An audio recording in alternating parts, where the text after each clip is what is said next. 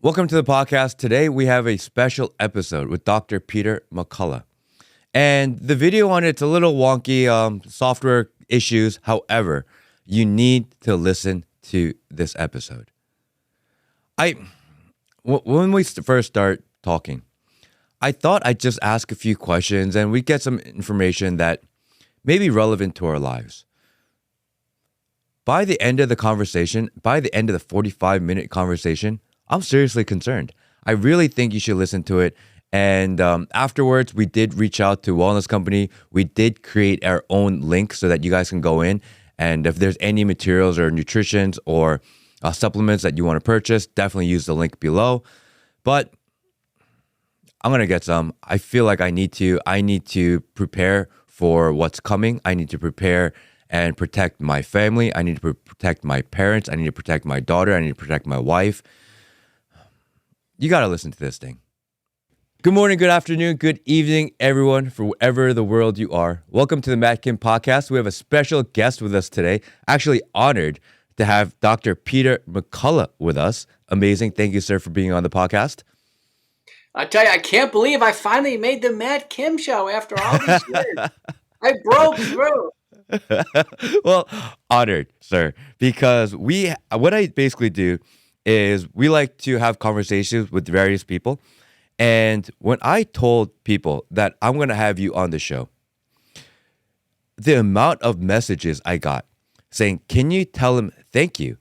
Because of his work and his research, I did not get the vaccine. The amount of messages I got that were mind-blowing.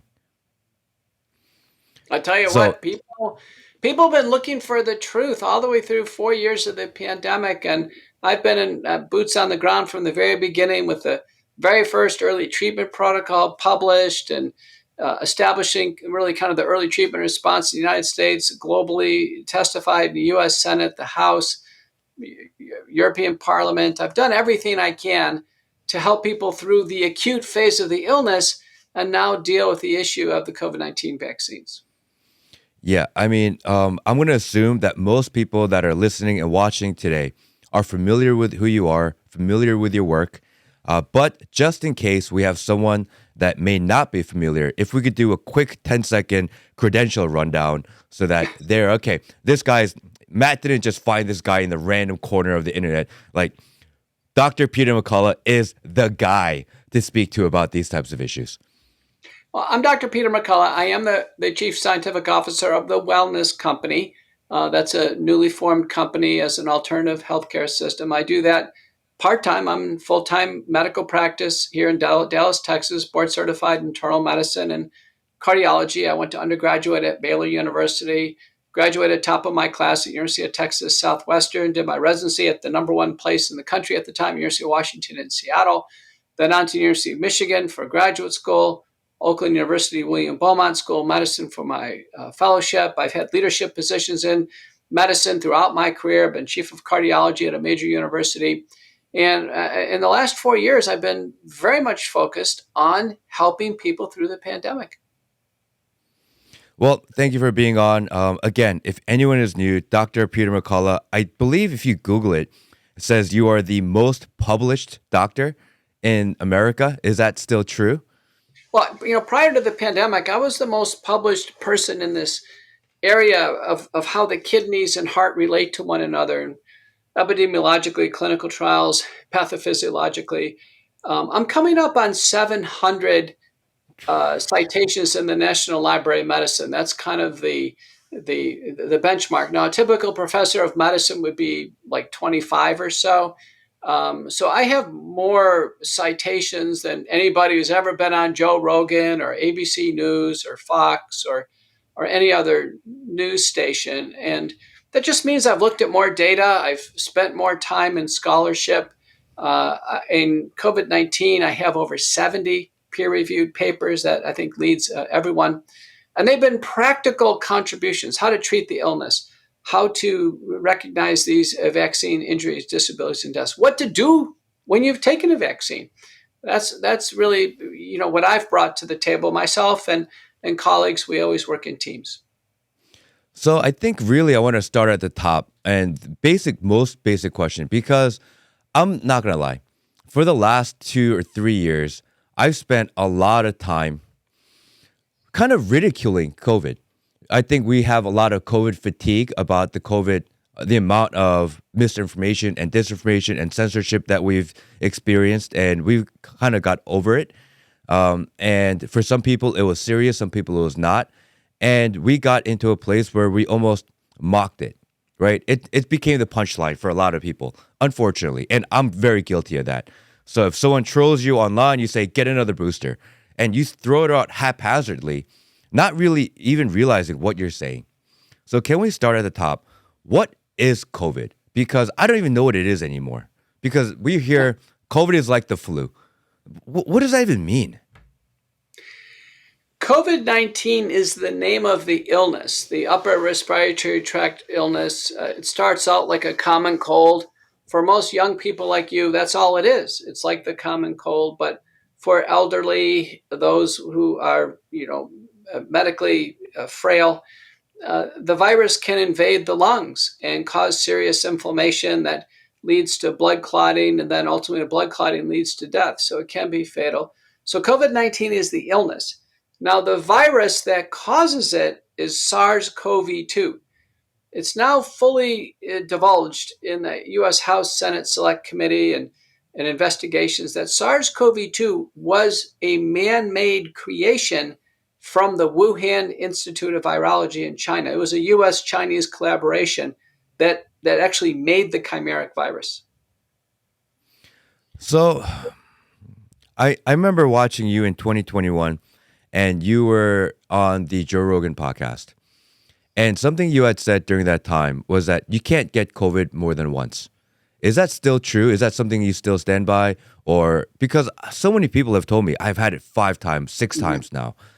Yeah, I don't know. I don't know. It's interesting. I went on the Joe Rogan podcast. I set all his records, beat Elon Musk, and beat everyone. Finally made it on the Matt Kim show after all this time. Rogan was pretty late. Don't forget, I went on December of 2021. We had all of 2020, all my seminal publications, all my appearances on national TV, my U.S. Senate testimony. Then we have all of 2021, and then Rogan. But to be fair to Rogan, he wanted me on earlier. I was just busy. I'm a busy doctor. I couldn't get on right away. But when I went on, I said, listen, through the wild type, alpha, gamma, beta, delta, you got it once. Essentially, you didn't get it again. And then sure enough, when the Omicron variant broke, and it broke 2 days after my Rogan interview, people were getting it twice, like crazy, and 3 times. Fortunately, I went on national TV and I said, listen, the virus mutated. It mutated, in response to the vaccines. The vaccines caused the virus to become resistant, and now you can get it more than twice. But it happened just after the Joe Rogan interview. Thankfully, I had a national TV spot, and I just told people, listen, the virus changes, and quickly it became widely known you could get it twice. But characteristically, the second infection and third infections are very mild. A paper by Chin and colleagues in the New England Journal of Medicine, October of 2022, on the second and third infections, 0 risk of hospitalization and death. 0. Because you see a lot of people still doing the mask thing. It's common. Is that something that people should be concerned about? Again, I'm at fault. I've been in a habit of ridiculing people that do. Maybe I shouldn't, but how serious is it now? Public masking doesn't work. A Cochrane meta-analysis over 80 studies, it's clear it doesn't work. Even the CDC says the only time we need to wear a mask is when we're in respiratory isolation. It's largely to protect the patient so the doctor doesn't cough on the patient and give them a staphylococcal secondary infection. So we only wear masks in the hospital. Now, if there's a patient who had a heart transplant or kidney transplant or some special condition, you may see them wear a mask, but by and large, the public doesn't need to wear masks. Well, that's good to know because I don't want to put them on again. The number one question that I received when I started asking the community, what would you like for me to ask Dr. Peter McCullough? The number one question they asked was, if I have been vaccinated and I want to remove these spike proteins or I want to reverse the effects of the vaccine, because there are a lot of people living with vaccine regret right now. What is the best thing for someone to do? And I know that you've mentioned a protocol. I've seen them in other kind of interviews that you've done. But what should your average person do? The most available approach is what's now copyrighted, trademark McCullough protocol, base spike protein detoxification, 3 natural substances available anywhere on Amazon or on the internet or natural stores. And that's nattokinase. Nattokinase, a natural supplement available in capsule form, 2,000 units twice a day. Bromelain, also a natural substance, 500 milligrams twice a day, once a day, I'm sorry. And then curcumin, 500 milligrams twice a day. Now, what we know in preclinical studies, and at least human randomized trials with curcumin, is this does break down the spike protein. You take the vaccine is a long-acting genetic code. It produces excessive amounts of the SARS-CoV-2 spike protein in the body, and then you're stuck with it. Human body can't get rid of it. You need help. These supplements offer the best help in doing so. There's starting doses. We certainly can accelerate the doses if they're well tolerated. The only risks are easy bruising and bleeding. They do have medicinal effects. And why not give it a shot of detoxification? And so I think most people right now, our publications came out on this in August of 2023. Most people know about it now, and they're engaged in detoxification. Again, nattokinase, 2,000 units twice a day, bromelain, 500 milligrams a day, and curcumin, 500 milligrams twice a day. Take them in between meals, empty stomach. One source is the Wellness Company. I'm the chief scientific officer for that company. Their lead product is called Spike Support. If you go to twc.health.com, you can take a look at Spike Support. You also need the bromelain and curcumin. But the bottom line is, why not? How long should you be running that protocol? And how many months is it kind of you take it forever? Is there a period in time where the spike protein leaves your body and you don't have to worry about it? How long is this kind of remedy period? We're still developing our conclusions regarding how long and what doses. The Biden administration invested $1 billion in long COVID, nothing in vaccine injury. And they have no protocols. This combination has not been studied by any government protocol. So it's simply by clinical, inference, intuition. I think the bare minimum is 3 months, bare minimum. Most people need 6, 9, 12 months if they have, any type of side effects to clear them up. It may be longer. The Japanese take nattokinase relatively indefinitely because it protects against heart blockages and carotid atherosclerosis. So they're very healthy supplements to take anyway. So, I think most people probably are going to plan for a year. The vaccines, remember, you take vaccine shots every 6 months.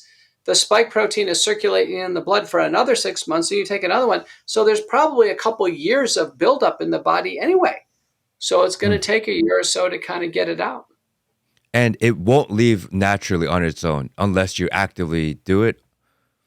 It doesn't look like it. We haven't seen a single study where the body can naturally break it down. If I have my parents, my parents, they are academics. They believe in quote unquote the science. They are probably through their 3rd booster. I've told them you need to stop taking them because they keep on taking them.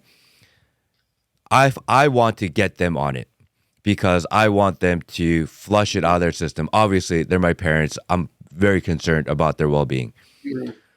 Should they be taking more? Should they be taking less? How do you dose? Kind of, does it determine? Is it determined by how many boosters you've had? What I do, Matt, is actually I measure antibodies against the spike protein in my office to get an idea. So if someone's just had COVID once or twice, using the LabCorp extended range, we may see antibodies against the spike at 100 to 500 levels, arbitrary units. With the vaccine, we could see 6,000, 8,000, 10,000. I saw a woman who brought to me in a wheelchair. She took 5 shots total, and her legs were filled with blood clots. She was over 25,000 on the extended range spike. So we use that to size things up. But if they've had several boosters, you probably want to go the doses that I've given. If it's well tolerated, the doses can easily be accelerated. Nattokinase is the lead. So that's a Mm. derivative of the fermentation of soy. You can actually eat natto. I've actually tried it. It's a food that the Japanese ate. This is just a supplement made from it. Um, our starting doses on the protocol are 2,000 units twice a day. That's 4,000 units total for a day. The Chinese just did a study at 10,000 units. The Mm. safety level on natto is probably 80,000 units. So we're well below any concern here. It's very conservative. We can increase the doses. But the first thing they need to understand is, they have to stop taking the boosters because the body can't get rid of this. And even if they've tolerated it fine so far, the next one could be it. I just was on a show with a wonderful young woman from Canada, Kayla Pollock. She took shot 1 and shot 2. She was okay. She took shot 3 and she became paralyzed with Oh, transverse myelitis. You'll see it. It was all over Twitter a few minutes ago. This is terrible. So believe me, every shot is like playing Russian roulette. that's approximately 1 year ago. My daughter is a little over a year and a half old. Approximately 1 year ago, I walked into the pediatrician office, and the pediatrician says to me, "Good news. Your daughter can now qualify for the COVID vaccine." Good news. And I said, number one, don't ever recommend it to me ever again, because if you do, I'm walking out the door and I'm not working with you. But how many parents, when you walk in, it's my first child, how many people walk in and they say, good news? And they're like, amazing, shoot them up. What can you do for your children, especially at that young age? And is it something permanent? Because I understand maybe if you're 10 years old, you can do something about it. If you are 1 or 2 or 3 years old, is there anything that can be done? Mm-hmm. Well, the wellness company has a pediatric product. It's called Kids Spike Support, and it's a chewable. It relies more on bromelain and papain, but we've got pretty good evidence to make us believe that it's a reasonable thing. So go to wellness company, twc.health.com, look up Kids Spike Support. But parents should understand that these COVID-19 vaccines are brand new. They're genetic. There's no assurances they're safe in children at all. We don't know long term what's going to happen. We know the vaccines cause heart damage in children. That's proven with fatal cases reported. You made the right decision. It's not It's not worth it to risk your child's life with a COVID shot. Children have very mild COVID. It can be treated very easily, even if they have a severe case. We would never risk a child's life with a vaccine. Yeah, my daughter got COVID when she was, I think, 5 months old. She had a fever for 2 days and it went away, and I never got it. Actually, I've never had COVID. I've also never had the flu. So when people tell me I have to get a flu shot and I say no, how are you going to tell me to get a flu shot? I've never had the flu. Maybe you should be asking me what I'm doing because I've never had it. Um, That's pretty good. but my daughter had it, and 1 month later, they're telling her to get the vaccine, and I was shocked. I couldn't believe it. Do you have any recommendations for vaccines? Because when you young daughter, when we go to the pediatrician, there is a huge list of vaccines now that they give you. I don't even know what to say yes and no to anymore. I say no to everything that's not mandatory. And then when they say it's not meant, there's the recommended ones, they're the ones you have to do. And even the ones that you're supposed to do, can you not take them? How do you even fight back? What do you recommend that they take? Or are you on the board of don't take any? Well, let's just take the mandates, for instance. Each state is different if you live in the United States. So in Texas, we have philosophical, medical, and religious exemptions. So if you say, listen, it's against my philosophy to do this, it ends there. You don't have to Hmm. take the vaccine. So schools can't force you to take vaccines. Colleges can't. But other states, it's not true. California, you have none of those. You actually have none of those. Recently, because the COVID-19 vaccines have resulted in so many deaths, including deaths of children, the World Council for Health, a worldwide organization, is the first one to say, listen, let's put a halt on all childhood vaccines. It's just too much. We don't know when the vaccines are given with other vaccines what the reactions will be. It's just too much. to put a halt on it, and they suggest a wait and see attitude. Now, there's 5 studies that show that if you skip all the vaccines in America in today's world of much better cleanliness and what have you, that the kids are safer. They have lower rates of upper respiratory tract infections, need for tympanostomy tubes, pharyngitis, atopic dermatitis, asthma, lower rates of neuropsychiatric disorders like attention deficit disorder and Asperger's, autism spectrum disorder. The kids are healthier going natural. 5 studies show that. Now, I can tell you, I grew up in a different age. My kids are all grown up. As a kid, there was much fewer vaccines, but my mom took me in. I took all the vaccines. Certain vaccines failed, so I took more vaccines. I went to medical school and I had titers checked and the vaccines failed, so I took more vaccines. I went to India one time and I was advised to take more vaccines. So I've taken a ton of vaccines in my life. But I have to tell you that just because I took them and I'm okay doesn't mean it's okay for a child who has a side effect. And I never thought the COVID vaccines were safe. And so I said, no, I'm not going to take a COVID vaccine. I already had COVID and it looked really risky as a genetic vaccine. So what would I do today? If I was a parent today and I had a normal, healthy child, I would follow the World Council for Health and actually decline all the vaccines. All of them? Yeah, all of them. That's the World Council for Health now has, since September of 2023, has that advice. Now, if my child was born and there was a specific problem, I would consider vaccines given that problem. So here's an example. A child born with cystic fibrosis, like severe lung disease. Oh boy, I would get the lung relevant vaccines like diphtheria, pertussis, respiratory syncytial virus, influenza, pneumococcal, Haemophilus influenza B, as an example. I just would cover the bases, right?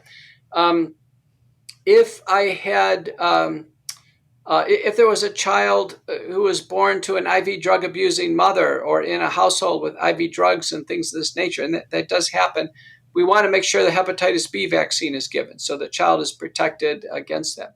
Certain regions of the world, let's say where neonatal tetanus is common in Africa with much less cleanly conditions for childbirth, we want to make sure that the tetanus vaccine is given, for instance, to the mothers during protecting against childbirth.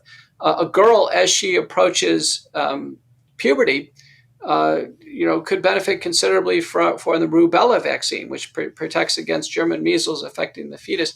So what I'm advising is probably a risk stratified approach where we don't give all the vaccines. Right now, a child who follows the schedule is 108 shots. It's just too many.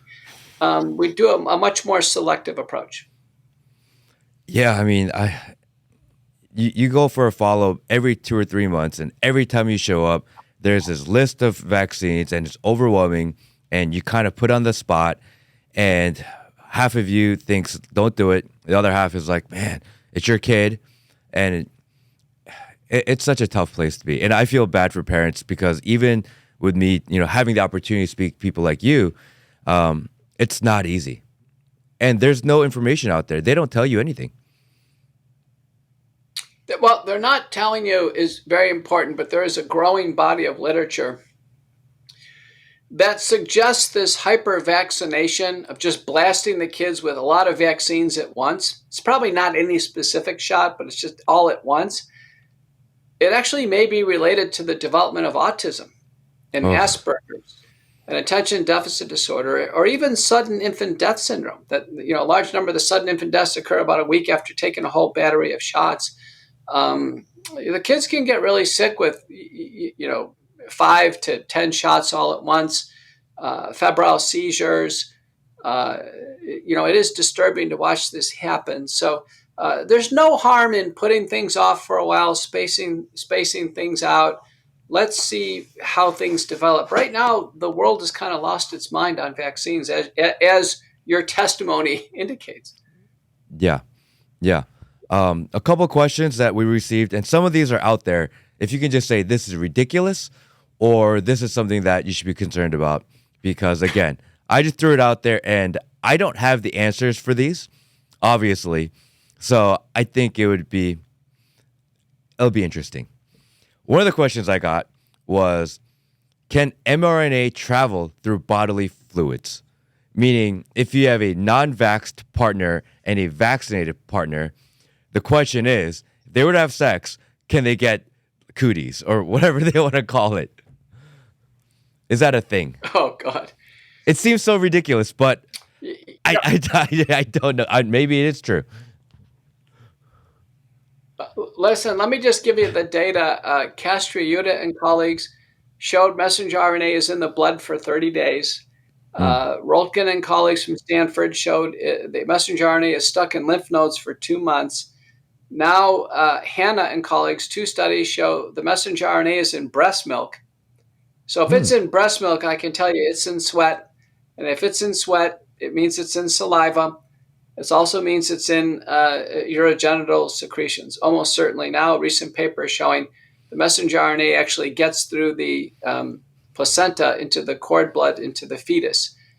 So a paper by Zhang and colleagues showed that a limited base pair code, about 600 base pairs, coding for the receptor binding domain, they were able to stabilize it in an exosome, basically like a saliva bubble. And they fed it to animals in a lab, and the animals, after 3 doses, actually were vaccinated via this approach. So yes, it looks like it gets into the body via these methods. So people have said, well, Dr. McCullough, what do you say right now? I'd say, listen, if someone is going to take any more of these shots, try to refrain from close contact, sexual contact, maybe 3 months, play it safe, 6 months. I know a lot of the young, listen, Matt, I know you have a lot of young listeners that are not going to want to hear this, but it's not very cool to take shots. Nobody wants to date somebody who's vaccinated. I'm going to be honest. I thought you were going to tell me this is the dumbest thing ever and this was going to go the other direction. And you're saying there's actually validity to these concerns.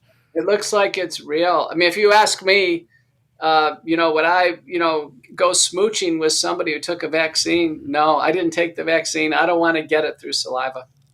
Wow. I'm floored right now. I did not see that coming. Okay. Then if you are unvaccinated and you want to marry a vaccinated woman, and the question is then what about the effect on future for their children if they were to have kids? And it kind of answered that question then. It's something that you need to be concerned about.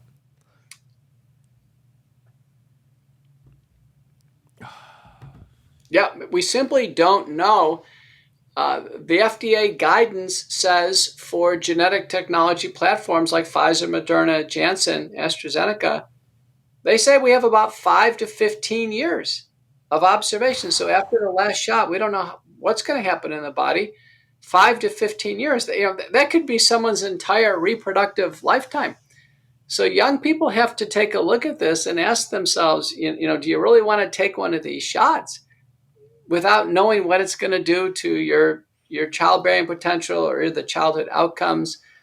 So it's always better to go natural when it comes to reproduction. That's scary. That's really scary stuff because we're almost creating a separation in class of people at this point. There's not that many unvaccinated people. For instance, in Australia, New Zealand, the UK, it could be fewer than 5% of the population didn't take the shot. United States, our CDC says that it's only 5% unvaccinated. That's what our CDC says. I don't believe that at all. Well, listen, Matt, COVID Community States Program, which is a Harvard Northeastern study, big, population-based study, they really looked at this. The answer is probably 25% unvaccinated. I didn't take it. You didn't take it. I see a lot of patients who didn't take it, but it's about 25% who held strong. Whew. That's bigger than I thought. I mean, as far as the effects of it, and that's concerning. There's this idea of people have been asking me about plasmid DNA versus mRNA and the mutation and the intentional mutation of genes. Is there any validity to that? Well, I tell you, 4 labs have found it now. 2 manuscripts, one by Spiegler, the other one by McKernan. This is bad news for those who took the shots. At least Pfizer, Moderna, they found DNA fragments in there. They're not supposed to find any. They're process-related impurities. It turns out that the genetic code that they use to make the messenger RNA is on a DNA circle called a plasmid. And they put that in E. coli, and then they multiply the E. coli. It has an antibiotic resistance gene, so they kill off the E. coli with antibiotics. They purify the E. coli strain. And in order to ramp up production, they use a known proto-oncogene activator called simian virus 40, SV40.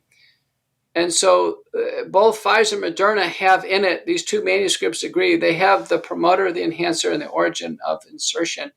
This is bad news because DNA readily goes into cells, and this is a known cancer promoter. So this goes into cells, and if people have a proto-oncogene, it could turn into an oncogene and be cancer-causing. This is so disturbing that Florida Surgeon General Joe Ladapo wrote the CDC and FDA and said, wait a minute, these things are contaminated now. We need immediate inspections. We need to know how to inform the public. And he got blown off by the CDC and FDA. So Ladapo came out. He's a Harvard-trained MD, PhD. Ladapo came out and said, listen, pull them off the market. And so he joined myself. I've said in the U.S. Senate and the U.S. House, pull them off the market. So Ladapo, myself, and a growing chorus of doctors think, listen, there's too many bad things about these vaccines. Because even my mother, who has friends in the 70s, she's mentioning to me that there is a high percentage of her friends that have cancer, and it is a higher percentage than ever before. And part of her is like, it's because I'm getting older. And I said, is it abnormally more? And she's like, of my 10 friends I see all the time, 6 of them all of a sudden had cancer in the last year. Oh my God. That can't be a coincidence. It can't. Every cancer registry, Matt, is skyrocketing right now. Since the rollout of the vaccines, cancer has gone basically straight up. And immediately, the CDC should merge the cancer registry data with the vaccine administration data. A paper from University of Oregon by Anguis and Bustos laid out the reason why the COVID vaccines may cause cancer. It's called the multi-hit hypothesis of oncogenesis for COVID-19 vaccines. So not only the DNA process-related impurities, but also the messenger RNA inhibits DNA repair, and then the spike protein, the S2 segment, inhibits P53 and BRCA, tumor suppressor systems. So we got multiple reasons to believe that the COVID shots, particularly because they're taken every 6 months, they could lead to cancer.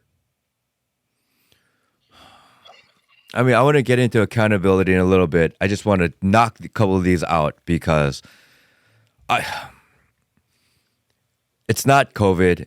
It was the solution to COVID that really caused the problem. Or would you say that COVID was a catalyst to it? Well, they had 2 different waves of injury. Don't forget, COVID-19 illness, the wave of injury was for the elderly, the infirm, people who lived in congregate settings, obesity, a few other risk factors. It wasn't a threat to me and you. We're young and we're in shape. But it was about 1.2 million people in the United States who died testing COVID positive. Our CDC says about 10% of that was really COVID pneumonia. The rest was just kind of test positive. So we lost 120,000 people with COVID illness. So it was real. But you're right, the vaccines have been far worse. Our CDC right now in the vaccine adverse event reporting system is reporting 18,500 Americans who've died due to the vaccine. I do the reports as a doctor, so I only report when the vaccine has caused the problem. So we know that the vaccine caused those 18,500 deaths. That's a massive number. Usually a product's pulled off the market at 5, 10, 15, no more than 50 deaths. So 18,500, huge number. But about 1,150, Matt, die in the vaccine center. Or a few hours later, another 1,200 died the next day. So for some people, it's almost immediate. And that's underreported by about 30-fold. So the estimate of the number of vaccine deaths so far is 550,000 and growing. That's crazy. That's 5 times more than people died of actual disease. Yeah. We hear all this about mRNA technology be used in foods, in meats, vegetables, fruits, in water.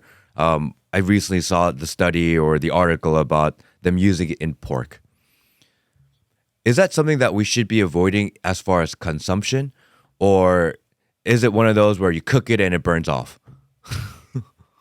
That's a very good question. So this is what we know. So vaccines are used in beef, and they're all traditional antigen-based, live attenuated or killed vaccines. Okay, the same thing in poultry. But in pork in 2017, they started using genetic vaccines. Merck had a product called the Sequivity program, and these are self-replicating RNA vaccines. They now use self-replicating DNA vaccines. They're high-tech genetic vaccines. Now we're hoping with pork, with the curing and denaturing, the curing and cooking process, that the genetic material denatures. It's hard for me to imagine it survives. There's never been any reports of any complications with pork, but this discovery has really cooled my enthusiasm for pork. I wouldn't buy a big honey baked ham for Christmas now. It's just not something I'd want to do. Now, beef so far is okay, although there's a proposal to get messenger RNA into beef shortly. The USDA website has all kinds of projects, messenger RNA vaccines in lettuce and various fruits and vegetables, trying to put vaccines against, for instance, hepatitis A and B in the food supply. These are research projects. They're on the USDA website. They're not operationalized. But what people don't like is the idea that they won't be able to control genetic material getting in their body through the food supply. How concerned should people be moving forward? And is this something that people should kind of make an issue about? Because if I eat a salad, I'd like to know that I'm eating fruits and vegetables. I don't want to know that I'm getting my DNA modified unknowingly. I mean, it seems really intrusive, doesn't it? It does. This was so disturbing. Holly Jones, congressman in Missouri, wrote a Missouri House bill, said, listen, at least put a label on it. Put a label. They were working on pork at the time. Put a label. If it's genetically injected, just tell us. And the U.S. Cattlemen's Association, they were for transparency, but the National Cattlemen and Beef Association was against transparency. The vote went along party lines. The Republicans want transparency, the Democrats don't, and the law didn't pass. So as we sit here today, we still could be blindsided. So yeah, we need food labeling laws, and people should be able to make their choices. There's plenty of farmers who tell us that if we have the proper labeling, that they will do true organic, no injections, nothing. But we've got to give the farmers a chance. That's so. I'm just so frustrated, and the more I talk to you, I'm actually more frustrated. But understandably, if you are okay, let's do this one. Pandemic X, which is trending. People are talking about the news. WHO talking about the new pandemic coming forward. Should we worry about a new black swan type of pandemic event coming for election year, which it's coincidentally how it always seems to work out? WHO, Tedros, Bill Gates, Anthony Fauci, Peter Daszak at the EcoHealth Alliance, they all say there's going to be a disease X with great enthusiasm. They say it's going to be 20 times more deadly than COVID. Experts believe it's going to be another respiratory virus, probably another version of COVID. Peter Daszak at the EcoHealth Alliance is working on this now with Duke University in Singapore, funded by the U.S. government. So yes, I mean, the Gates Foundation funded CEPI, the Coalition for Epidemic Preparedness and Innovation. They just wrote over a 100-page white paper on Disease X. So you better believe I'm taking Disease X seriously. I mean, they're telegraphing this towards us. There was a telegraphing of COVID that it was coming. I didn't pay attention. I didn't know at all, Matt. I mean, do Yeah. you now, in 2005, HHS and Congress wrote the PrEP Act, said there's going to be pandemics. And when they happen, everything that we do, including the vaccines, are going to be immune from liability. That was the PrEP Act in 2005. 2012, DARPA, the research unit of the military, it's still on their website today. You can go check it out. 2012, they have a program called the ADEPT P3 program. And DARPA says they're going to end pandemics in 60 days using messenger RNA vaccines. That's in 2012. Then in 2016, 2017, Moderna takes out patents on the COVID-19 vaccine. From 2011, from 2007 to 2011, Stefan Bainzel is the CEO of bioMérieux. He helps the Chinese build the biosecurity lab in Wuhan. Then he changes jobs to Moderna. And then Moderna gets a material transfer agreement with Ralph Barrick at UNC Chapel Hill as he's working on creation of SARS-CoV-2. All of this was telegraphed. There was the 2017, Johns Hopkins had a public seminar called the SPARS pandemic in 2017. Johns Hopkins, they said there will be a pandemic. It's going to be a coronavirus. When it comes, they laid out everything in 2017. They published it on their proceedings on their website. It's still on their website today. And then 2019, Event 201. Now we have our current Director of National Intelligence, U.S. senators. We have all the COVID response team. We have George Gao, the Chinese CDC director. They all come over to the United States and they say there's going to be a pandemic. It's going to be COVID-19. I mean, this is all done before 2020. So this was telegraphed. I didn't pay attention to any of this. I had no idea. I was blindsided. Next thing you know, my patients were getting sick. Well, let me tell you what, I am paying attention now. What's the best thing someone can do to prepare? Because if they want to be diligent and stay ahead of the curve, because on this channel, we believe in the predictive programming. We believe that they're going to tell you what they do before they do it. It happens all the time throughout history. We're becoming very aware of that. What can we, as people who want to be prepared for what's going on in the world, what can we do to prep? Well, one, we should think it's going to happen. It's probably going to be another respiratory virus. The first line of defense is nasal sprays and gargles. This is what we've learned through the pandemic. 20 studies, 17 randomized trials. Having salt water, dilute iodine, xylitol, colloidal silver nasal spray is really smart. You can do it every 4 hours. Gargling with scope or Listerine with a drop of iodine in it is fine. We can't sit at home and start to get nasal stuffiness and fever and have nothing at home. That's a huge mistake. You got to start right away. If you start getting a sore throat at work, you better use a nasal spray and gargle. If you have a sore throat, that means it's already in the nose. You've got to start both. Now, you don't kill every virus, but you kill enough to knock it down. The immune system, half a chance. So nasal sprays and gargles.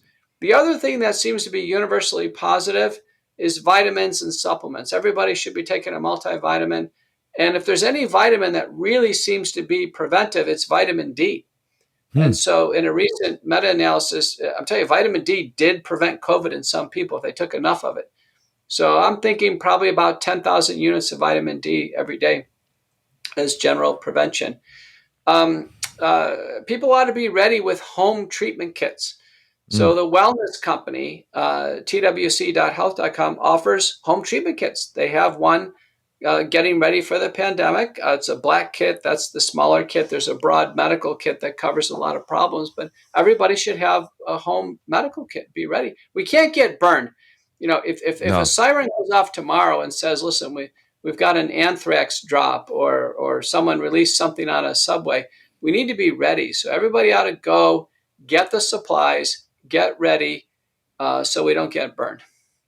We'll drop links in the bottom, and by the time this goes out, we'll probably have a banner here somewhere where people can go in. I mean, I want to get them for myself, for my family, for my parents, just because I feel like when COVID hit, like you mentioned, we were not ready for it.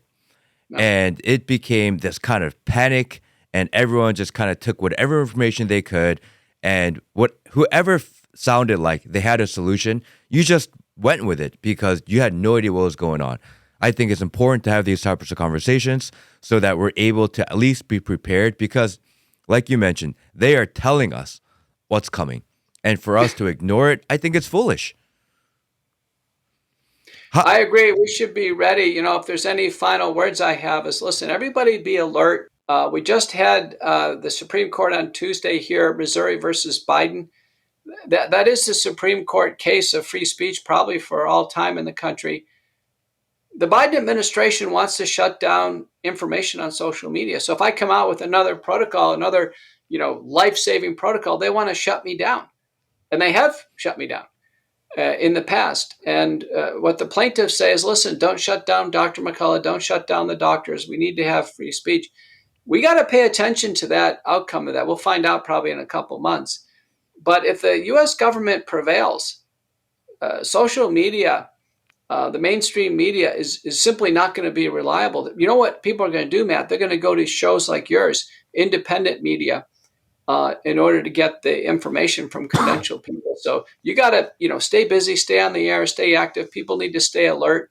Through this time of great controversy, it's not only the medical issues that we talked about today, but there has been widespread collusion, corruption, censorship.